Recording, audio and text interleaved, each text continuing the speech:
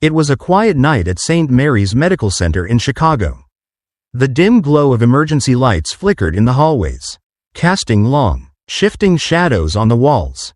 The air was still, broken only by the occasional footsteps of nurses making their rounds. In the handful of staff on duty chatted in hushed voices, accustomed to the stillness of these late hours. Then, the silence was shattered. The glass doors at the hospital's entrance slid open with a soft mechanical hum. The nurses barely glanced up at first. Patients came in at all hours. But when no footsteps followed, when no hurried voices called for help, one of them turned toward the entrance. And that's when she saw it. A dog stood in the doorway. He was no ordinary stray. His fur, once golden, was now dull and matted with dirt. His paws worn raw, as if he had traveled for miles. There was exhaustion in his stance, but determination in his eyes, deep, dark eyes that carried a silent plea. What happens next and how will this story unfold? Before we continue, let me know which country you are watching from. And please give us a subscribe and like. The nurses exchanged uneasy glances. Why was this dog here? Then, one of them noticed the bundle clamped gently between his jaws. Wrapped in an old, frayed blanket, something small and fragile hung from the dog's mouth. He stepped forward, slow and steady, his movements cautious yet deliberate. His body trembled slightly, either from fatigue or nerves. But his grip on the bundle never wavered. A chill ran down Nancy Miller's spine, the senior nurse on duty. She took a hesitant step forward, her heart hammering in her chest. The dog stopped. For a long, breathless moment, no one moved. Then, Nancy bent down, her hands shaking as she reached for the bundle. The dog did not resist. He lowered his head gently, as if entrusting her with something precious. Then stepped back. Nancy unwrapped the cloth with trembling fingers, and the world around her froze. A baby. His tiny face was pale, his lips dry and cracked.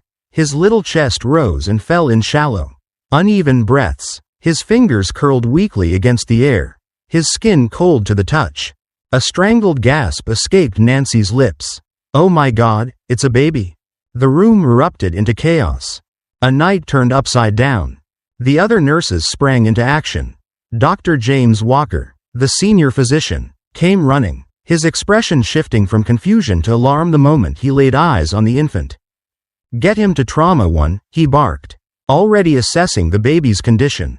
Nancy lifted the child into her arms, cradling his frail body against her chest as she hurried toward the emergency ward. Behind her, Buddy, the dog, stood motionless, his eyes following them with silent intensity. He did not bark, he did not whimper, he simply waited. In the doctors and nurses worked with practiced urgency. IV fluids were prepared, monitors were set up, and an oxygen mask was gently placed over the baby's tiny nose. The medical team fought against time, knowing that every second mattered. Nancy's hands trembled as she checked his vitals. His heartbeat was weak, his body temperature dangerously low. He was barely clinging to life. This baby's severely malnourished, Dr. Walker muttered, adjusting the IV drip. We need to stabilize him, fast. The tension in the room was thick, every movement precise and deliberate. The baby remained eerily silent, too weak to cry. That silence weighed heavier than any sound. Meanwhile, outside the Buddy did not move. He remained by the entrance, his body heavy with exhaustion, but his eyes never leaving the doors. He had brought the child to the hospital, but his mission wasn't over. One of the younger nurses, Lisa Turner, glanced toward the glass doors, her brows furrowing. He's still there, she murmured, stepping closer to the waiting area. Nancy followed her gaze. The dog's presence sent a shiver down her spine, not out of fear, but out of something else. Instinct. This wasn't just a stray dog wandering in with a baby. Something bigger was at play. Where did you come from? Nancy whispered, as if expecting the dog to answer. Buddy's tail did not wag. He did not approach. He only sat, silent and unwavering, his body still as stone, watching over the child he had saved. It was then that Nancy made a decision. We need to call the police, she said firmly. Lisa hesitated. You think? Nancy nodded. Something's not right. We need to find out where this baby came from, and why this dog is the one who brought him here. Lisa grabbed the hospital phone and dialed 911. As the nurses turned back to the baby, a storm of questions swirled in their minds. Where had this baby come from? How had he ended up in the mouth of a dog? And why? Why did Buddy know exactly where to go? Outside the Buddy still hadn't moved. His tired body was on the brink of collapse.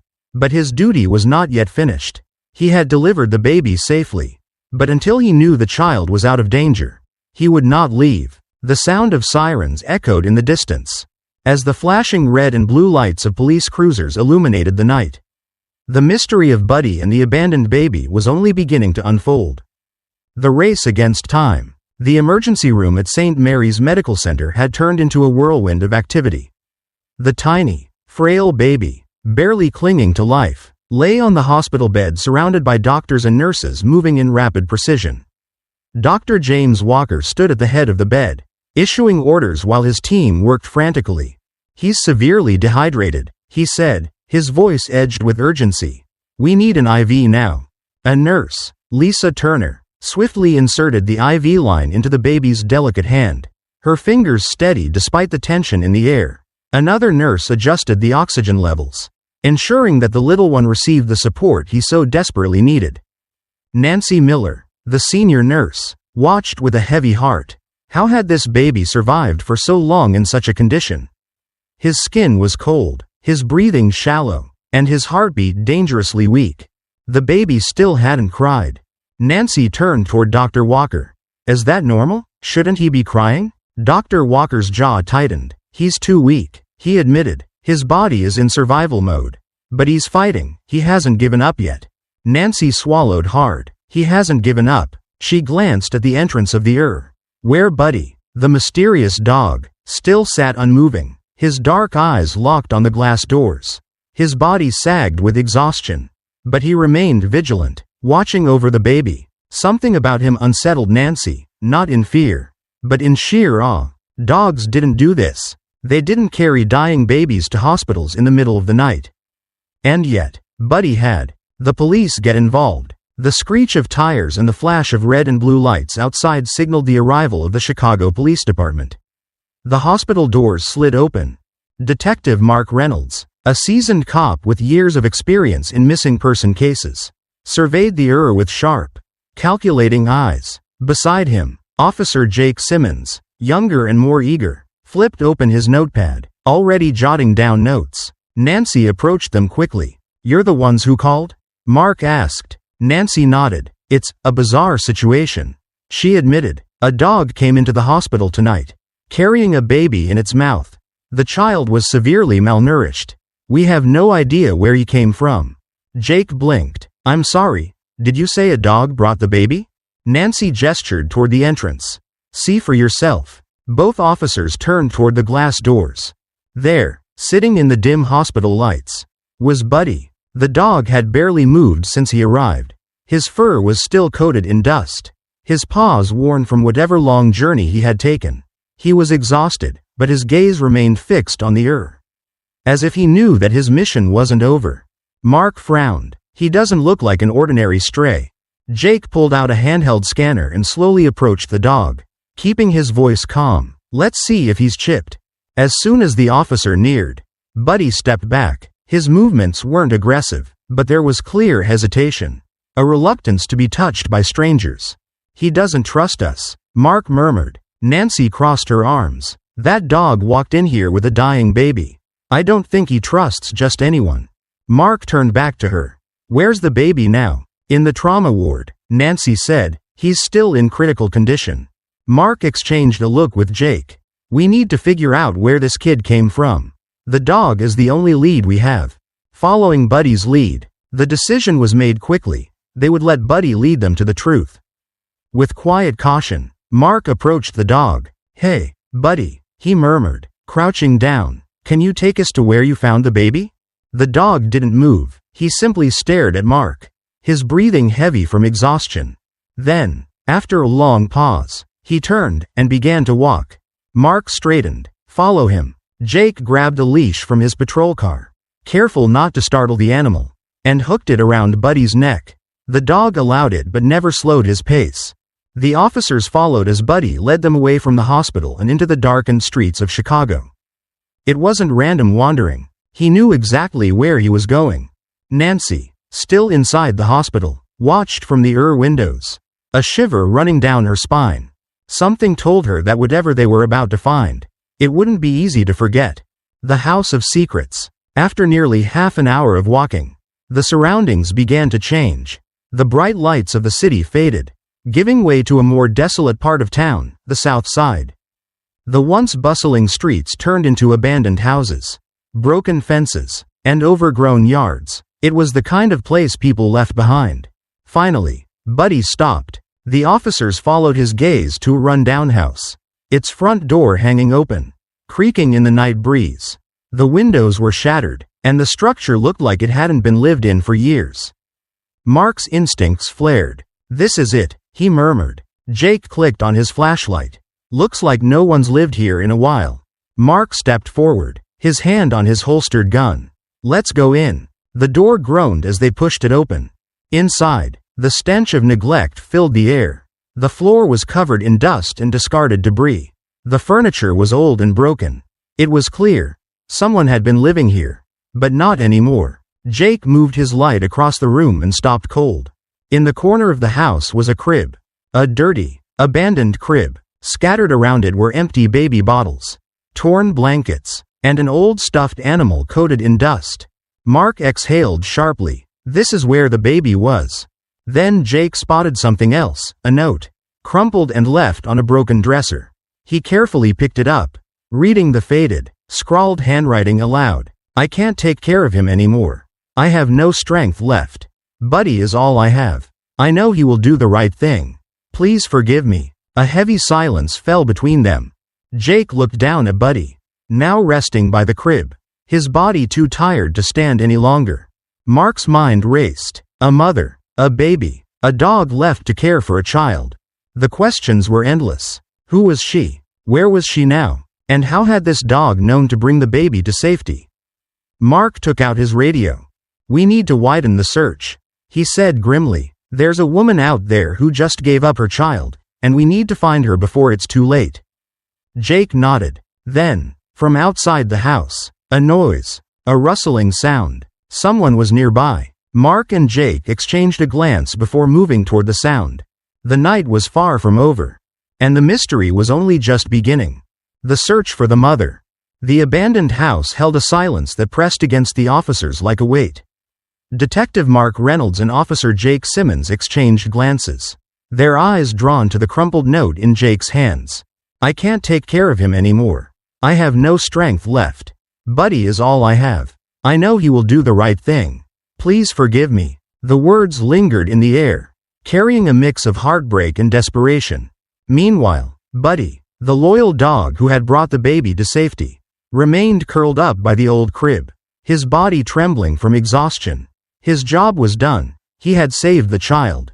But now, Mark knew, it was up to them to find the person who had written that note. Then, from outside, a sound, a faint rustling, barely audible over the quiet hum of the night. Mark's instincts flared. He signaled to Jake, and both officers moved toward the open door, their flashlights slicing through the darkness. In the overgrown yard, past the broken fence, a figure was barely visible beneath the dim streetlights. A woman. She was hunched over near the sidewalk, her arms wrapped tightly around her thin frame. Her clothes were worn and tattered, her hair tangled, her body swaying slightly as if exhaustion had nearly overtaken her. She was barely standing. Mark moved forward cautiously. "Ma'am?" he called out, his voice firm but gentle. The woman flinched but didn't run. Slowly, she turned her face toward them. Her eyes, hollow, tired, and filled with unspeakable sorrow, met his. Jake inhaled sharply. "It's her. The mother." A desperate cry for help. Mark took another step forward, lowering his voice. "We're here to help. Are you okay?" The woman, Anna Collins, stared at them, her lips parting as if she wanted to speak. But no words came out. Her body swayed again, her knees buckling. Jake lunged forward just in time to catch her before she collapsed. "She's burning up," he muttered, feeling her skin, We need to get her to the hospital." Anna weakly lifted her head, her voice barely a whisper. "Is he alive?" Mark knelt beside her. "Your baby?" "Yes. He's safe. He's in the hospital getting the care he needs." Tears immediately filled her eyes. A strangled sob escaped her lips, her body shaking with a mixture of relief and overwhelming grief. Jake squeezed his radio. "Dispatch. We need paramedics at our location. Adult female. Dehydrated and severely malnourished. Possible hypothermia." Anna's tears continued to fall. But this time, she didn't fight them. For the first time in weeks, she wasn't alone anymore. The truth comes out. Back at St. Mary's Medical Center, Anna lay on a hospital bed, an IV dripping fluids into her arm. Her hands trembled, her fingers curling around the thin blanket covering her. Nancy Miller, the head nurse, stood nearby, her gaze flickering between Anna and the monitors keeping track of her vitals. The moment Anna had been admitted, Buddy had followed, refusing to leave her side, just as he had done for the baby. Now, as Anna's body slowly regained its strength, Mark pulled up a chair beside her. "Can you tell us what happened?" he asked gently. Anna took a shaky breath. For the first time, she spoke her truth. She had once had a normal life, a home, a husband, dreams of a happy family. But then, her husband walked away, leaving her alone, pregnant, and without a single source of support. Things spiraled quickly. She lost her job, fell behind on rent, and was eventually evicted. With nowhere to go, she found herself living in that abandoned house, cold, starving, and desperate. The only constant in her life? Buddy. "He never left me," she whispered, gently stroking the dog's head. "Even when I had nothing, he stayed." She fought for as long as she could, scavenging for food, trying to keep her baby, Noah, alive. But eventually, her body gave out. She had no more strength to fight. "I couldn't do it anymore," she admitted, her voice breaking. "I knew I was dying.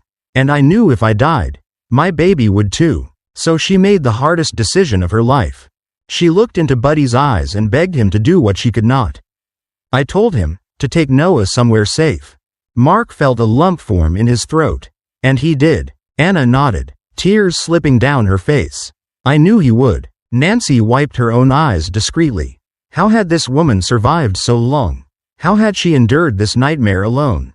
More importantly, how had a dog understood what needed to be done? A second chance. Hours passed. Noah's condition had stabilized, and Anna was recovering quickly under medical care. But one question remained. What happens next? Anna asked hesitantly. She had nothing, no home, no job, no way to provide for her son. Mark exchanged a look with Nancy before he smiled gently. "We're not going to let you do this alone anymore." The hospital's social workers had already stepped in. A temporary housing program had been arranged, along with access to food, financial aid, and medical support, and Noah would stay with her. Tears flooded Anna's eyes again. "You mean, I can be with him?" Nancy placed a comforting hand on her shoulder. "You never lost him. You just needed help." Anna let out a shaky breath, one of pure relief. Then she looked down at Buddy, who was still sitting loyally by her bedside. "And Buddy?" she asked. Jake, standing by the door, grinned. "That dog isn't going anywhere." A new beginning. 2 days later, Anna walked out of the hospital, her baby cradled in her arms. Buddy trotted beside her, just as he always had. The sky was clear, the morning sun casting a golden glow over the hospital entrance.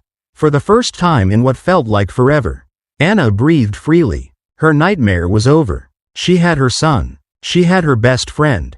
And, most importantly, she had a chance to start over. The sun was rising over Chicago, casting a soft golden hue over St. Mary's Medical Center. The cold winter air nipped at Anna's skin as she stepped out of the hospital's sliding doors. But for the first time in what felt like an eternity, she didn't shiver from fear or exhaustion. She had her son, Noah, in her arms, bundled in a warm blanket. And beside her, trotting faithfully at her feet, was Buddy, her loyal companion, her protector, the reason she and Noah had survived. The past few days had been a whirlwind: hospital tests, social workers, endless conversations about what came next. But in the end, she wasn't alone anymore. Waiting outside the hospital, Lisa Turner, The social worker assigned to Anna's case greeted her with a warm smile.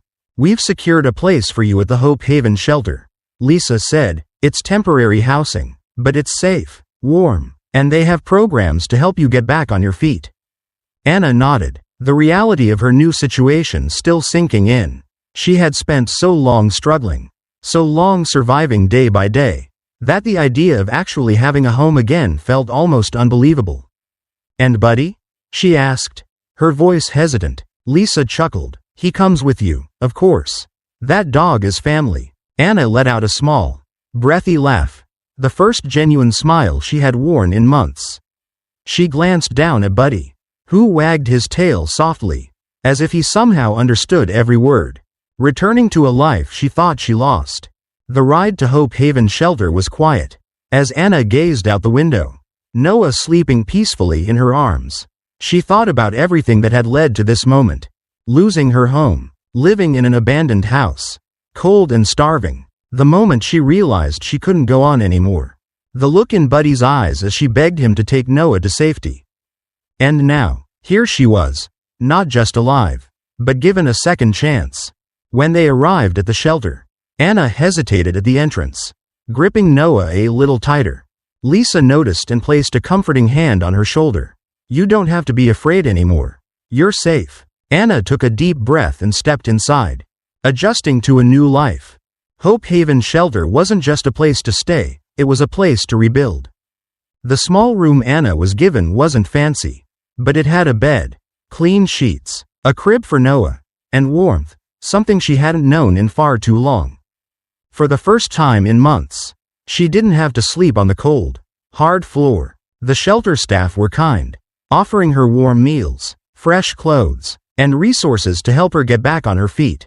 Even Buddy was cared for. The shelter arranged for a vet checkup, making sure he was healthy after everything he had been through. And Noah, his tiny body, once weak and fragile, was gaining strength every day. His cheeks were fuller, his cries louder. He was alive, and that was all that mattered. A mother's redemption. One afternoon, as Anna sat outside in the shelter's small courtyard, Detective Mark Reynolds and Officer Jake Simmons arrived.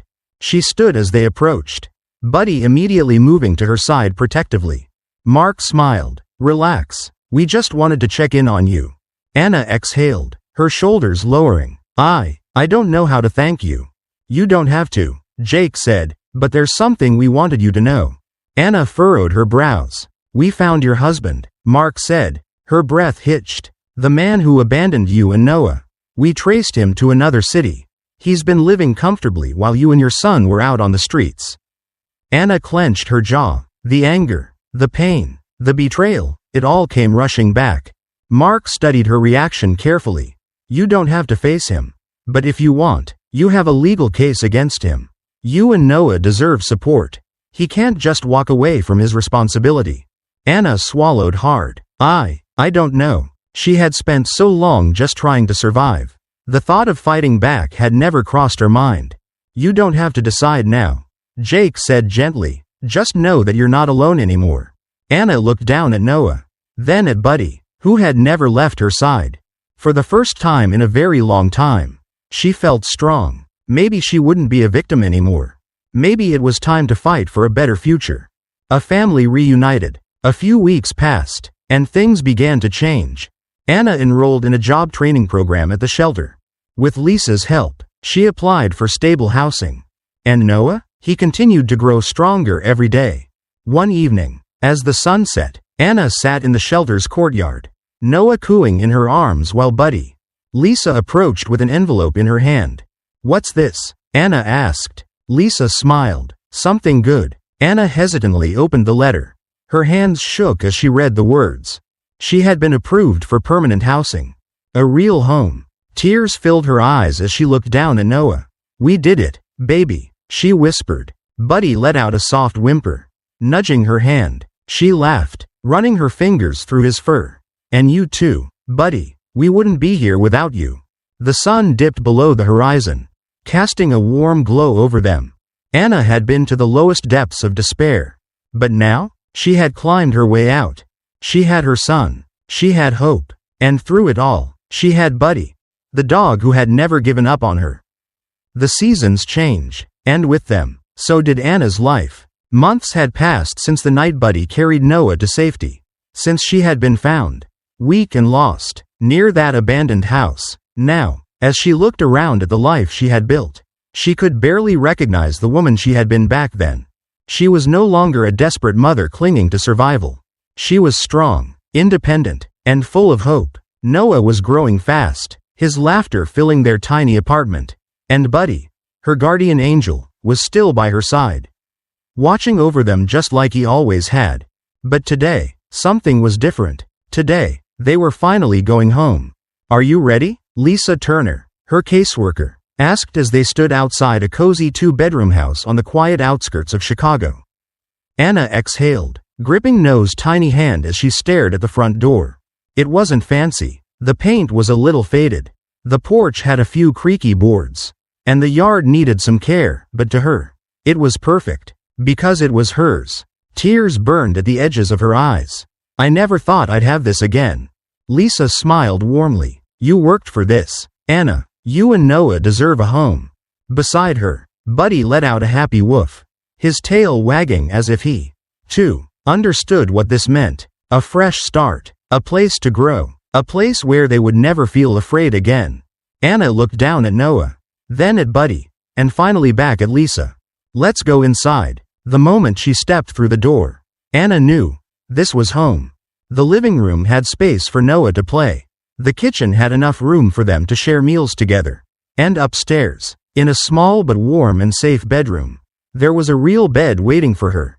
She sat Noah down in the middle of the floor, watching as he crawled toward Buddy, giggling when the dog gave his tiny hands a gentle lick. The sight made her chest tighten with emotion. Not long ago, she had been starving, lost, hopeless. Now, she was a mother with a home, a future, and a family who would never leave her side. That night, as Noah slept peacefully in his crib, Buddy curled up at the foot of the bed, keeping watch as always. Anna sat beside him, running her fingers through his fur. "You saved us," she whispered. "You gave us everything." Buddy nudged her hand with his nose, letting out a content sigh. Anna laughed softly. "And now it's my turn." She reached into a small bag by the nightstand and pulled out a new collar. Attached to it was a gleaming golden tag, engraved with his name and their new address. No more wandering, no more uncertainty. Buddy wasn't just a hero anymore. He was home. As she clasped the collar around his neck, Buddy lifted his head, pressing his nose against her cheek in a quiet moment of understanding. Anna smiled through her tears. "You're ours, Buddy, forever." Word of Buddy's heroic act had spread beyond just the local community. The city of Chicago had named him an official service dog, meaning he could stay with Anna and Noah for life. Donations had poured in, helping Anna secure a stable job, enroll Noah in a great daycare, and even cover Buddy's veterinary care for years to come.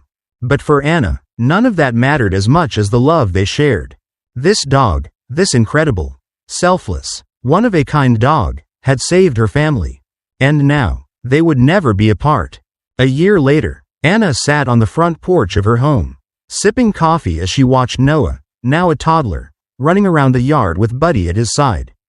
The dog had never left him alone, always a few steps behind, always watching, always protecting. As the sun set over their small home, Anna felt something she hadn't in a long time. Peace. She had lost everything, and yet, somehow, she had gained even more. A home, a family, a future, and a loyal best friend who had made it all possible. She looked at Buddy, who was now lying in the grass, ears perked up as he watched Noah play. He had done the impossible. And now, at last, he could rest. Anna smiled, wiping a stray tear from her cheek. "Come on, Buddy," she called softly. "It's time to go inside." Buddy lifted his head, wagged his tail, and trotted toward her, home, where he belonged, forever.